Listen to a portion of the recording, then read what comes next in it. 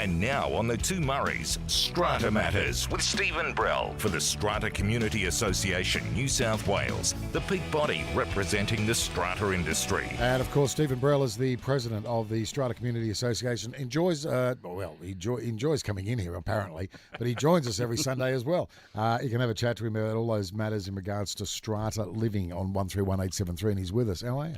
Good afternoon, gents. Happy New Year. And the same to you, Stephen, and lovely to see you this Sunday afternoon. Big news this week. Certainly, look, for Sydney listeners, but it's a lesson that I'm sure it can be applied across Australia, not just Australia either. It's the quality of modern apartment builds. There have been some shockers in Sydney. Just a shocker. Mascot Towers, just give us a snapshot of the history, because there may be some lifeline for the poor old people who bought into this place. Yeah, that's right. The long-suffering owners of Mascot Towers have been thrown a lifeline, by the looks of it, It's an apartment block out near Sydney Airport. That's right. How many apartments? There's 131. And the whole building has been condemned. That's right, yeah. So there's two towers in the complex, and fundamentally what the problem is, there's a problem with the structural underpinning of the building, which was a flaw when the building was originally designed and built.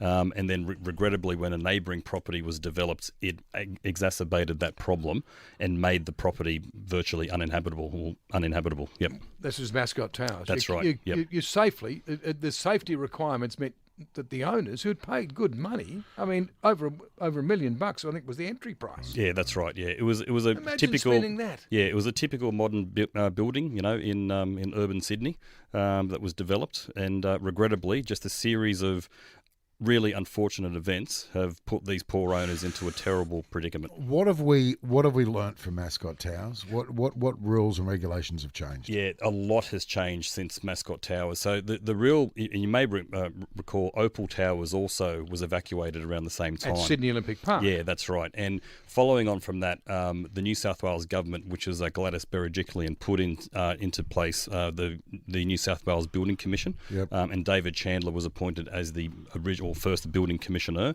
and he's gone through a fairly stringent regime of now making builders and developers responsible for the structural integrity and building warranties of strata blocks in New South Wales. He's insisting they actually deliver quality builds. That's right, yeah. And he's put in a number of different, let's say, pillars, as he would call them, to ensure the integrity of these buildings. So the quality of construction in New South Wales, particularly since 2020, has vastly improved to what it was. Is that when Chandler came in? Yeah, that's right. Who's checking the checker? David Chandler, maybe. Yeah, that's right. Well, David Chandler's. Yeah, that's right. Yeah. So, and what happened in December last year, which was a fairly significant move, was there were 400 inspectors moved from the Fair Trading Department. You mentioned this into the building commissioner's purview. So his powers have really been ramped up in the last few months. Yes. He's also passed a series of legislation, one which we've mentioned on the show before, which is the Design Building Practitioners Act, which now holds everyone in the supply chain responsible for the quality of construction. Okay. And there's another legislation that he's passed, which is called the Residential Apartment Building Act, which allows him powers to enter into any apartment building and inspect it.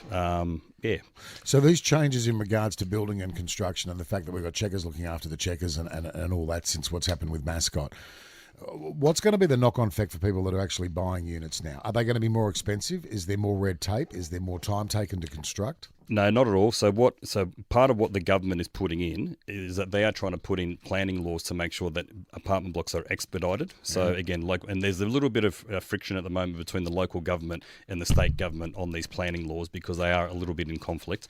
However, what David has done, he's put in, again, certain pillars. So one of them is a rating system for builders and developers, and consumers can go online and look at the rating of a developer and a builder to make sure that they are rated properly. There are all sorts of other things that he's put in place as well to ensure the quality of construction. So, two things occur to me. For the poor buggers who bought into Mascot Towers, they've done their dough. Is that right? Or is there some money that they will get back They won't get it all back, will they? No, they won't. So it's actually it's a fairly complicated offer that's been put forward to the owners, and you got to bear in mind they've been going through this for 5 years. I know. Yeah, and they've had a number of offers, a number of legal cases. Their most recent one was they went to the Supreme Court in November last year, where they tried to have the scheme wound up, and the Supreme Court voted against them for that. Yeah. They wouldn't allow them to do that. So what's happened this time is it's pretty much the financiers who loaned them the money have come on board and said, look, we would like to actually buy the building back off you. The financier who loaned the money to the developer? To the Owners Corporation. The Owners Corporation. Yeah, to the Owners Corporation. Right? Yeah. So they're part of the consortium that have come back and said, look, we think we can remediate the building. So they actually want to come in and do a full repair on the building, bring it back to standard and make sure that it's safe, and then sell it off in the future. But in order for that to happen, the owners have to vote on this proposal. 75% have and to they say need yes? 75%. Yep. Tell me what happened to the developer of this place. Please tell me he or she is no longer in business. As far as we know, they're not. They went into liquidation shortly after. So the Owners Corporation already took the original builder to court, and they did win that court case, and they received a settlement from that builder. Shortly after that, they went into liquidation. Okay, going into liquidation. Yep. What is, for my understanding and for everybody that's listening, is there anything stopping that builder from then starting up another business after they've gone into liquidation 12 months down the track? No, there's not. So under the Corporations Act, no, there's not. And this is it's commonly referred to as phoenixing in the development industry. So, and often what happens is developers will set up what we call shelf companies, where they will develop a property. And then shortly after the property is developed and finished, they will then phoenix or shut down that company and then start up a new one. And there's no way that we can track back, is there? There is. You can check that. And this is a practice which David Chandler is trying to stamp out within the construction sector. So a developer stroke builder cannot be rated, and it's called an ICERT rating. They cannot be rated if they have a history of doing this. So for anyone out there, any listener who's listening, if you're interested in buying particularly a new strata property off the plan, you should only be buying it from a rated developer. Okay. All right. Stephen Brell is with us this afternoon, President of the Strata Community Association. If you'd like to have a chat to him, 131-873. That's the number, 131-873. Mike has given you a call this afternoon. Hi, Mike. Yeah, good afternoon. I live in an apartment building. Down the bottom, we have got some storerooms, and a lady has set up a business down there where members of the public come into the building, and she didn't get permission off Strata, and I wanted to know if there's any way we can stop her from, bringing members of the public into the building, that type of thing. Absolutely. So when you say she set up a business, is she selling product from the storeroom? No, she's selling service. She's got a dance place there. Okay, so this is a rule for in any local government area. Before you can do that, you need to have a development application put forward, and that needs to be approved by the local council. And before that application can go in, it has to be approved by the Owners Corporation. So by the sounds of it, she's operating out of your basement or out of her storeroom without that permission. So that's something that you can certainly take up both with your Owners Corporation and with the local council. There you go. So there's a variety of businesses that could be operated. A dance business. Yeah. Yes. I'd like to see you in a pole dancing. Would you like to see that? Yeah, okay. Great. I'm sure you would. Mike, thank you very much for your call. Maria has rung through as well. Hello, Maria. Hello, guys. How are you? Pretty good, thanks, Maria. You've got I'm sure it's an issue that Stephen's well familiar with. Take us through what you've got there. Okay, so on Friday, one of the units, I'm in a unit complex. One of the units on the second floor apparently had a burst pipe or something or other. There was water leaking, and it went through the roof of the unit below. Yep. We tried to contact our strata manager company, and they were closed until Tuesday next week. So we couldn't contact the owner. The owner's on holidays. So we were risking electrical problems, possibly the roof caving in. We didn't know where to turn, who to contact. They did have an emergency number to a plumber. However, the plumber couldn't do anything because they couldn't access the unit. We just wanted, so in the end, basically, we ended up calling the police line, and we set up a locksmith, the police, and a plumber to enter that unit where the occupier is on holidays, and they just basically cut off the water supply, and we'll deal with it next week. Where do we stand with our... I'm on the body corporate as well. Where do we stand with our strata manager? You know, they need to set up something a little bit better when they're closed over Christmas, because these things can happen. Yeah, no, Maria, absolutely. And most strata managers do. I was actually just chatting out in the studio with Andrew, talking about how most businesses do close down over the Christmas period. But your strata manager, or most strata managers, will put protocols in place. So when emergencies do occur, you can access emergency trays like what you're referring to. By the sounds of it, you've done absolutely everything by the book and correctly. And this is a good lesson to learn for anyone in a strata block, is that if you do require emergency access to a property because there is an incident like a safety issue or a water leak, you can ring the local police. They will come down and accompany a locksmith to gain access and do exactly what you did, which is shut the water off and prevent any further damage. Now, what the good news will be for you is that the incident that, as you've described, will be covered by the Owners Corporation insurance. Okay, by the sounds of it, there's still some work to do because they've just shut off the water, so they've just isolated the problem. They'll need to go back and actually fix whatever the burst pipe was, but all of that will be covered by insurance. I would be having a word with your strata manager about setting up better protocols, if they, particularly after hours, not just during the Christmas break, but particularly on weekends or after hours, they should be providing some emergency contacts. Yeah, you would think an emergency electrician, an emergency plumber, at the very least. Yep, a glazier, exactly right. yeah, sure. Exactly right. And maybe a locksmith, because all of those businesses are going to have after-hours numbers even over Christmas into the new year. That absolutely. And then again, emergencies don't always happen between 9 and 5, No, so it's very important for people to have access to emergency trades. You mentioned Mascot Towers. Kaz says, who in their right mind would buy a remediated unit in Mascot Towers? Yeah, well, it's an interesting question. Good point. And again, good point. It's a very interesting question, and it's something which I'm sure the consortium that are looking at buying the block will take into consideration when they make their offer to the owners, and it's something which the owners, really deeply need to consider. They will. All the owners in that building, and in fact, what I read during the week was there is no winners that are coming out of Mascot Towers, regrettably. Really, what a lot of the owners want to do is simply cut their losses and go, rather than being trapped in a further legal nightmare for another 4 or 5 years. How long ago did this happen now? I'm just trying to... What I'm working at in my head is when they bought, when it occurred, how long they've been out, what the compensation is in regards to what that property value would have been now today if everything was fine. Yeah, that's right. It occurred in 2018. So they've been the poor owner occupiers out there have been homeless for 5 years.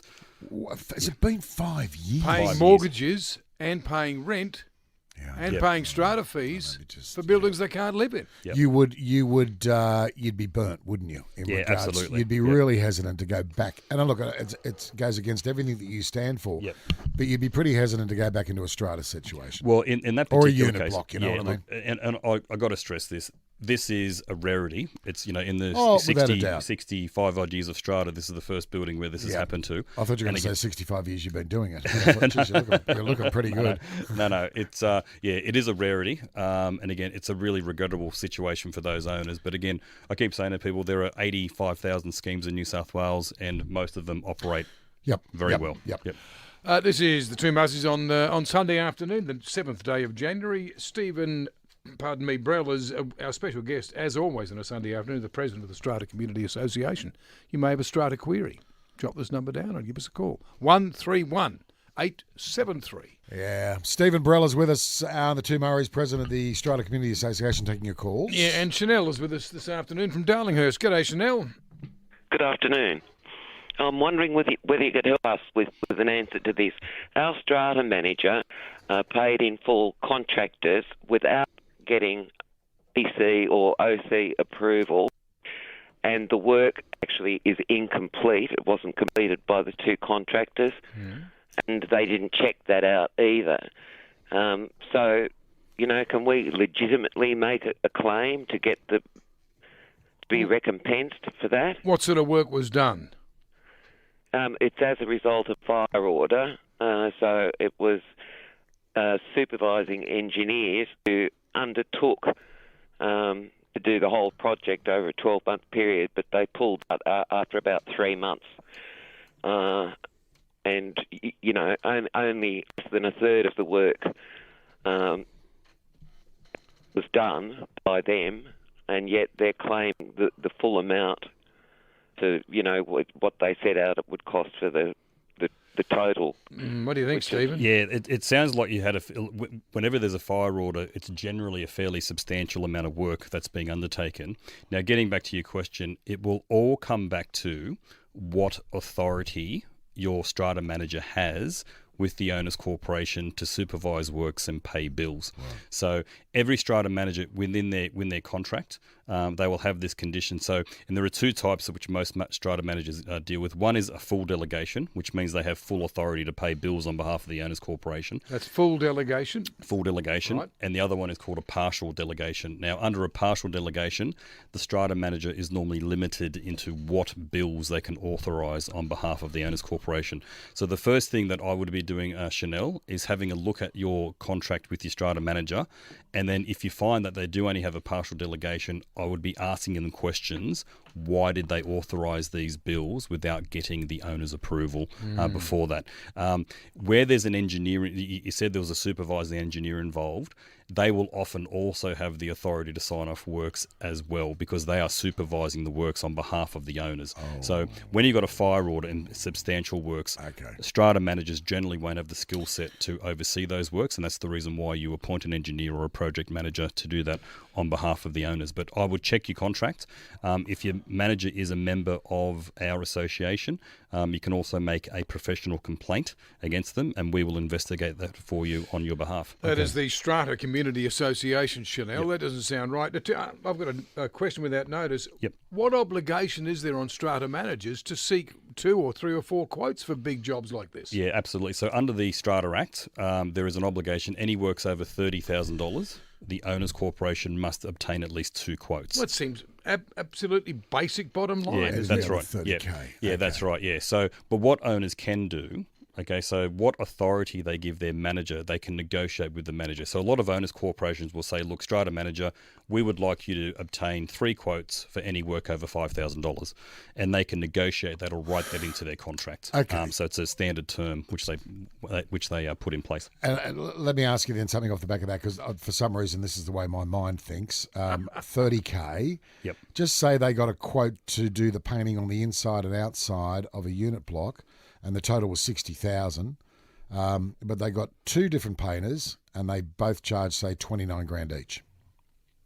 It's the total matter. Is it the job, or is it the actual project, it's the painting job, in and out, Look, or is it the engagement of a contractor to do some work? It's the total job. Now, one thing which owners need Mate, to I'm realise... telling you, I bet cracking it'll be going on, can I tell you? Yeah, one thing that owners need to realise, so what I just quoted there, the $30,000 limit, that's a legislated limit. Okay, righto. Owners have the choice. They can instruct their manager to say, look, we would like quotes for any job over X. Okay. And they can nominate that. And again, most strata managers and strata committees work in very close quarters with each other, and they know what the limitations are of what they can and can't do. Okay, beautiful. All right, Stephen Brell's with us. 131873 is our He's good, isn't he? Oh, yeah. I just bowl his questions I thought you were talking about me. No, I love the way you prefaced your question.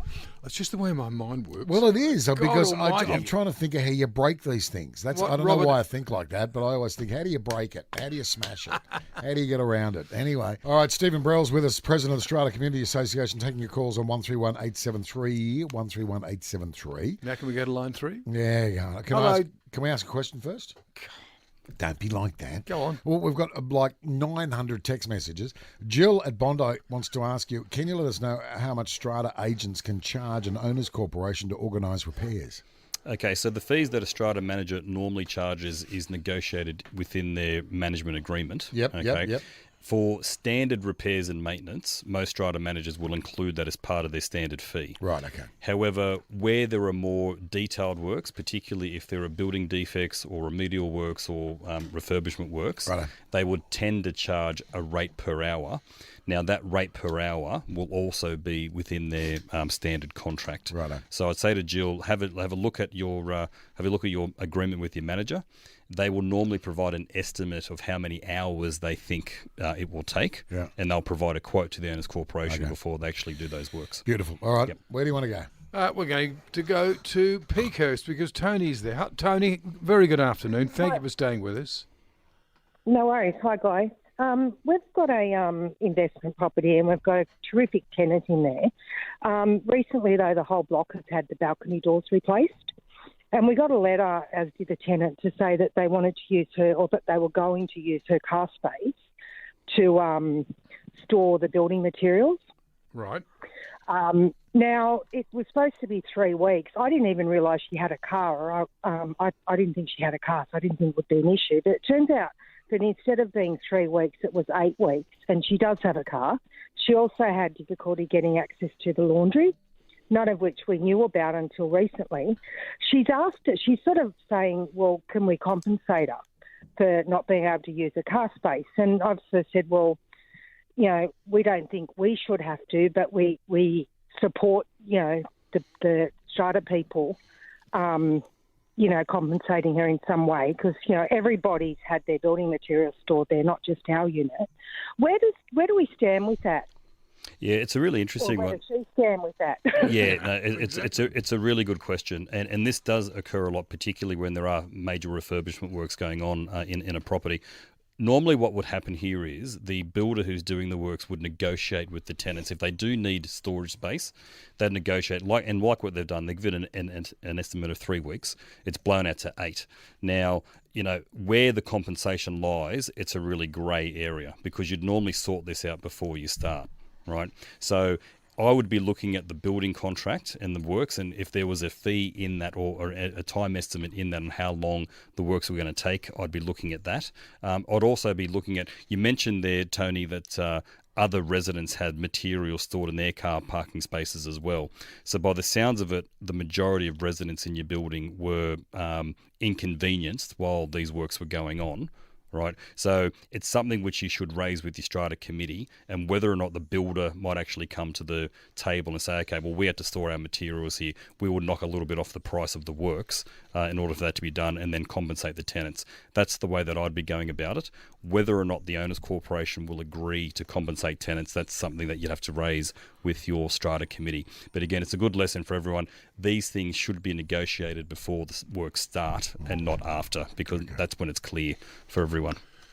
Wow, that's a difficult one for you, Tony, and your tenant, but it sounds from what you're just telling us, Stephen, is not uncommon. It's not uncommon, and particularly for owners who have got ground floor properties. Often when there's scaffolding, it's put up to repaint the building or do remedial works, ground floor tenants will often have scaffolding put into their courtyards for a prolonged period of time. And again, normally in these situations, those ground floor tenants, they are compensated for their loss of amenity. I think a case of wine a week would be the absolute bare minimum. A week? A case of wine a week. A case of wine a week. Let's go to the Blue Mountains, shall we? Because Melanie is with us. Hey, Melanie, good afternoon. Hi. Good afternoon, everyone. How can we help? My question is about keys, sort of a three-pronged approach. I'll make it quick. The one is your right to access parts of the communal property, laundry, toilets, an area where bins are kept. Yep. Then also they've changed the remote or the motor on the gate. So most of our remotes stopped working or they work them infrequently. So do I get all my remotes that I already have replaced, and is that body corporate expense? And then thirdly is there's a staircase that is shared by more than one unit, and I've just recently found out that the key to that one actually opens my unit too. Oh dear, really? Yes. That doesn't sound ideal, No. Melanie. Goodness me. It doesn't. So yeah, Melanie, you've got a three-pronged question here. So I'll try and answer each part as best I can. There was a fairly famous strata case a few years ago where a fellow actually owned car spaces in a development. That's all he owned. And he argued he wanted access to the common property pool so he could use that to exercise and so forth. That fellow took that case to the tribunal and won. Now, the reason why I'm telling this little backstory is because it set a precedent out there in strata land saying that if you're a part of an owner's corporation, you have the right to access all communal areas, regardless of what type of property that you own. Now, you mentioned here, Melody, that you said you can't access the laundry and the bin area. Is that right? There's a bin area that one of the tenants are using, and they have locked it, and we have not been provided with keys. What? Right, okay. Then the laundry, because the gate, to the parking area where the laundry is, was open for 2 weeks because it was broken. And then I said, can't we have the laundry area locked so that our laundry is at least safe? And the chairperson just said, no, that's unreasonable. No, well, that's not quite right. So again, regardless, first of all, someone can't be locking off a communal bin area, because that's where the communal bins are actually stored. So everyone should get access to that. And similarly, if you've got a communal laundry area, everyone should get access to that. As far as your remote control units for your garage are concerned, often what happens is with older strata units or older motors is there is normally a security code which all the remote controls have to be coded to. So what I'd be asking, by the sounds of it, if there was a break-in or they had to change the motor, they've changed the code, I'd simply be asking either your chairperson or your strata manager for what the new code is. Then you should be able to reprogram your remote so then it will work. But I am surprised that they haven't, circulated correspondence to the residents letting them know that there was a code change. Some people move into blocks and just think they own the entire block, don't they? Yeah, that's right. And look, it's one of the things, which I do try and promote. Strata living is all about communal living, and it's all about compromise. So, and you do need to understand what your rights and responsibilities are of living within a complex. So, interesting question from Ron. Thank you for your text, Ron. A set of 8 villas in Sydney, our strata management fees are constantly going up. Is this a common trend in the industry? Yeah, it is. Like you've heard, cost of living is not just impacting things like groceries and petrol and other things. It's impacting all expenses across the board.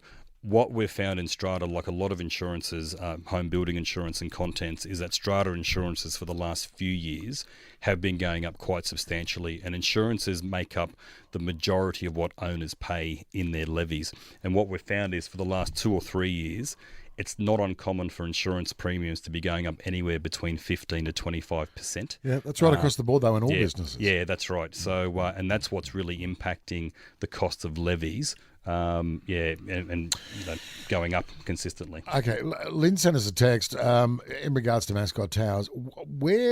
What responsibility is sitting on the final building inspectors and their sign off? Yeah, it's a really I saw that text come up, and it's a really great question. So what happened in the case of the Mascot Tower inspector?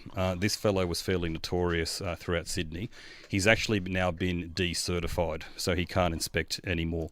And this is part of the powers that was brought in with the New South Wales Building Commission under David Chandler.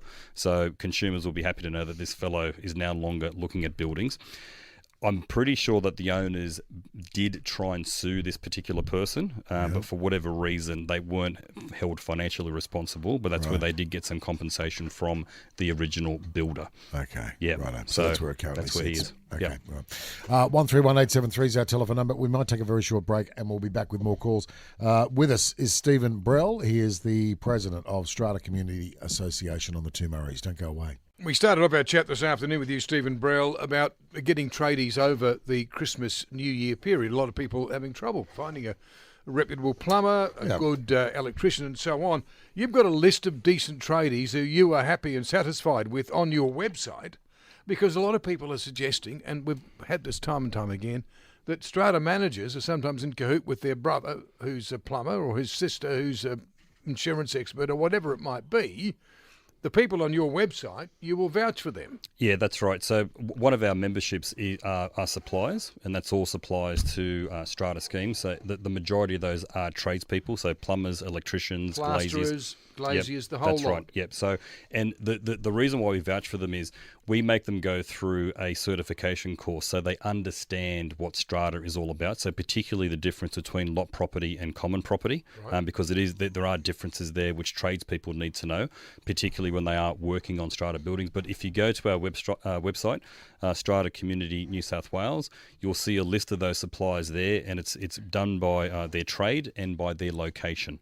So if owners That's very helpful. Yeah, that's right. So if owners are looking for, and all sorts of trades, concreters, obviously, as you said, waterproofers, plasterers, electricians, plumbers, all types of trades there.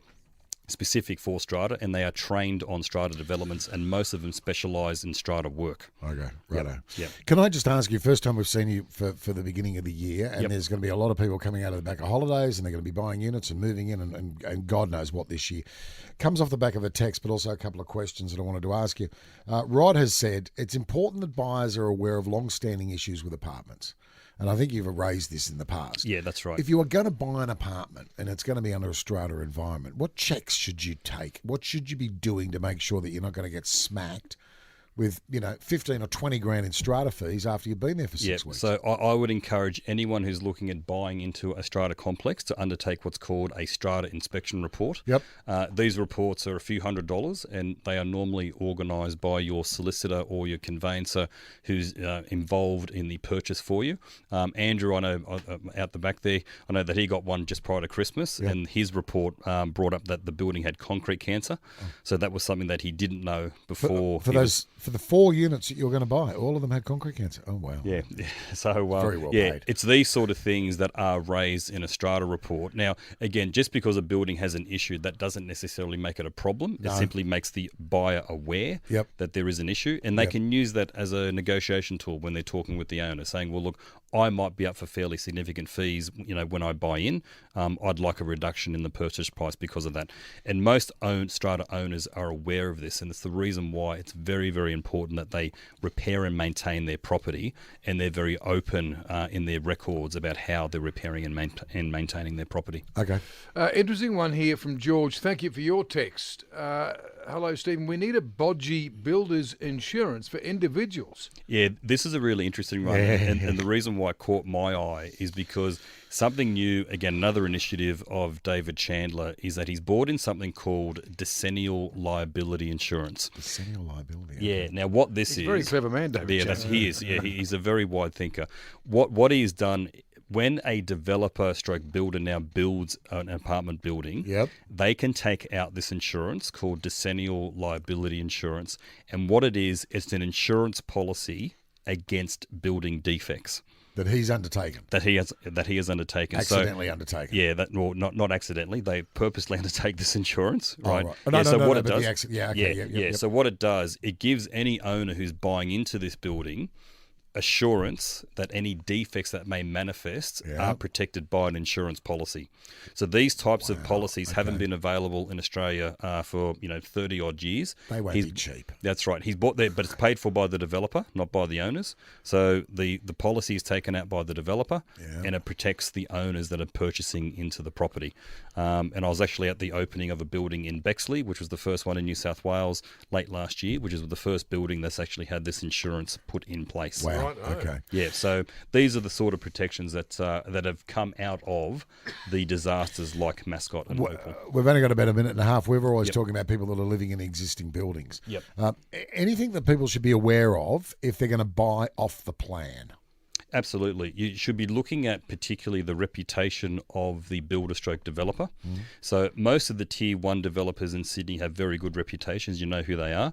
But again, now that we've got this iCert building rating, it is very, very simple for consumers to jump on the New South Wales government website, simply type in the name of the developer stroke builders, and you'll be able to check out your tier 2s and your tier 3 developers who most people are buying through. Check their iCert rating. Okay, if they have a good rating, that means that they have been certified by an independent assessor that they are good quality construction, they're financially sound, they come back and fix defects, all those sorts of things. I don't think we've ever asked him a question that he can't answer. No, that's true. And there's There was a bunch one of other... once. One. Yeah. Oh, gee whiz. Yeah, what time's the pub open? We've got 1, 2, 3 different text messages here. What I'll do, and it relates to, maybe I got my wires crossed, the people in Mascot Towers who couldn't live there, were they still paying strata fees? I think I read They that are, somewhere. yes, yeah. So regardless Why? of, the owner occupies and owner investor, they're all still paying strata fees. And the reason why they're paying fees is because they took out a fairly substantial loan to fund legal costs and other expenses. So in the building is still propped up by props. And again, they are fairly substantial to rent. And I think the owners out there have actually now gone to the expense of buying them, so they have to pay for the renting them. So there are ongoing expenses for the owners, and the reason why they're still paying strata fees. Wow. Thank All you, right. Stephen, very much. Another very comprehensive hour of Yeah, for sure. Sure. of inquiries about strata living. More and more people doing this. Stephen Brell, great to see you. You too, Happy guys. New Year's, and thanks so mate. much for coming back in. No worries at all. And any queries, 9492 8200. That's right.